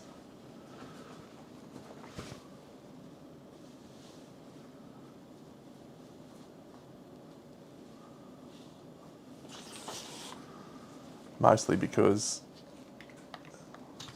we do need to roll dice. That's fine. We can roll dice over here. That'll be okay. Cool. All right. I'm gonna head off. So I might be streaming this tomorrow night. I might not. I may need to just do a refresher on the rules. And do a little playthrough by myself, but I might not.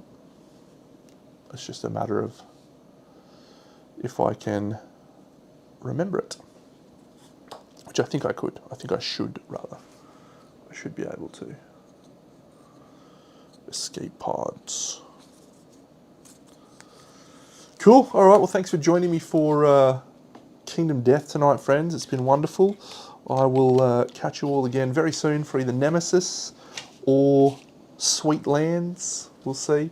I'll definitely be playing Nemesis, but it just might not be tomorrow night. Might not be a stream.